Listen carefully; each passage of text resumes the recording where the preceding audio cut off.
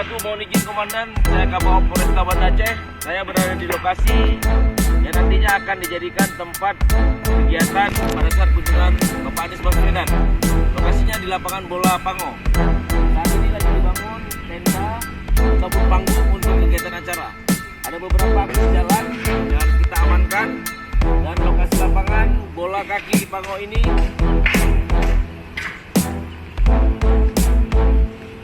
saat ini lagi pembersihan dan pembangunan panggung. Demikian dapat kami laporkan dari lokasi lapangan bola Pango.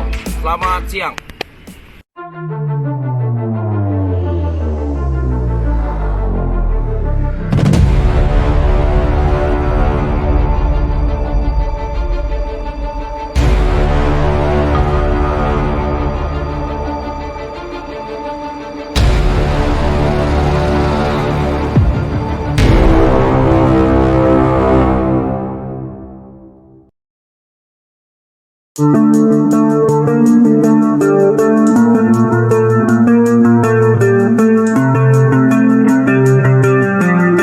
Akhirnya ketahuan drama settingan insiden telur busuk.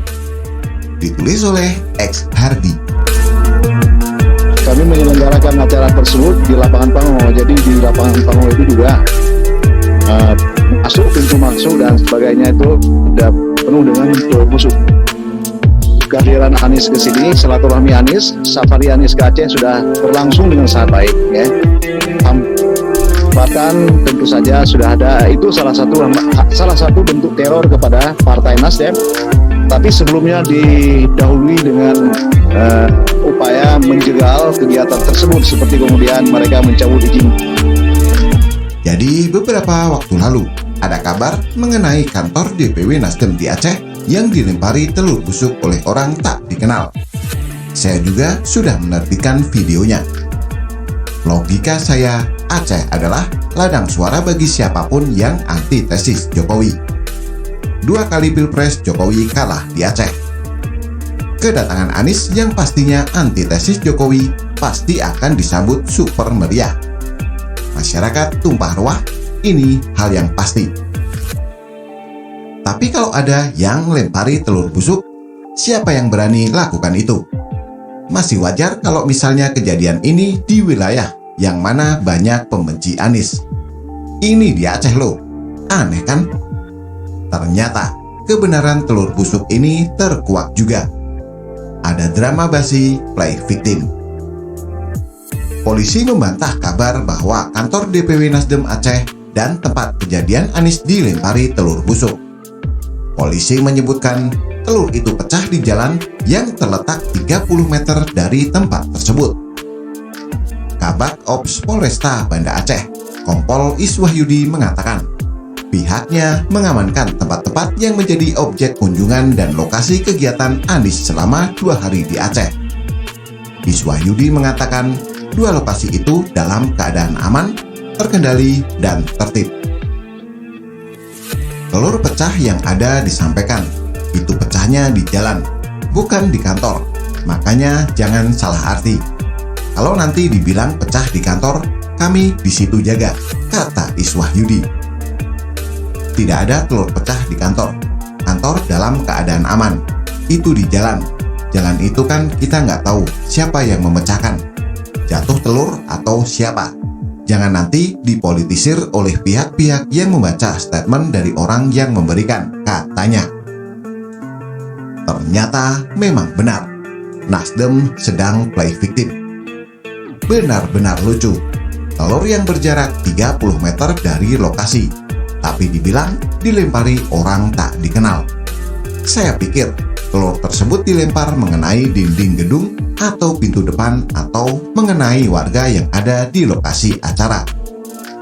Padahal Nasdem kabarnya mikir-mikir untuk laporkan kejadian ini. Ternyata drama ini terkuak juga.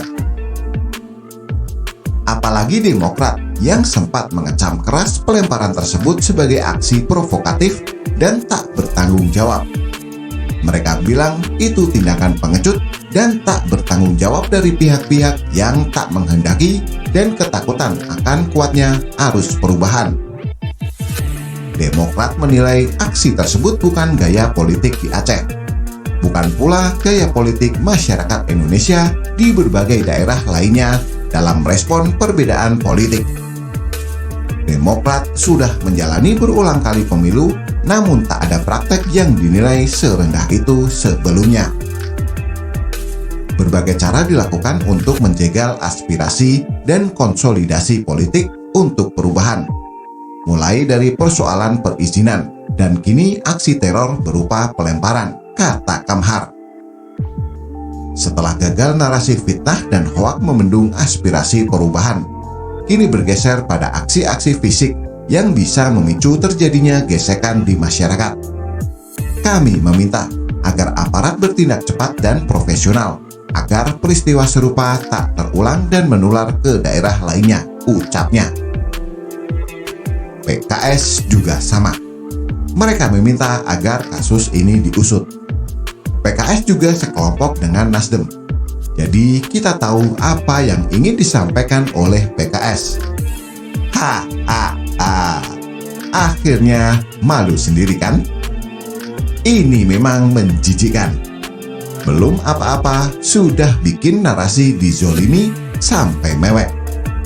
Pembenci Anies nggak sekalian bilang sampah yang jaraknya 10 km dari lokasi adalah dilempar orang juga. Nanti ada orang yang kencing di WC umum beberapa meter jaraknya, dibilang mengencingi kantor juga. Gaya model begini sebenarnya adalah spesialisasi dari Demokrat. Mereka paling pintar bikin drama dizolimi, prihatin, dan memasang wajah sedih agar dapat simpati rakyat. Sekarang ditambah Nasdem pun mulai ikutan. Mungkin karena Nasdem lagi menuju koalisi dengan Demokrat. Makanya Nasdem entah meniru atau berguru pada Demokrat sehingga jurus basi seperti ini pun dipakai.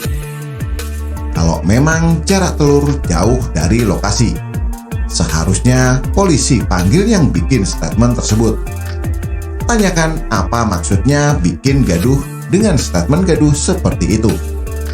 Jelas-jelas ini gaya licik dan munafik untuk mendulang simpati. Nasdem makin lama makin tak beres. Kelakuan sudah mirip bahkan sama persis dengan kelompok sebelah. Nasdem pantasnya jadi partai gurem tak lolos ke Senayan. Bagaimana menurut Anda? Silahkan tulis komentar di bawah.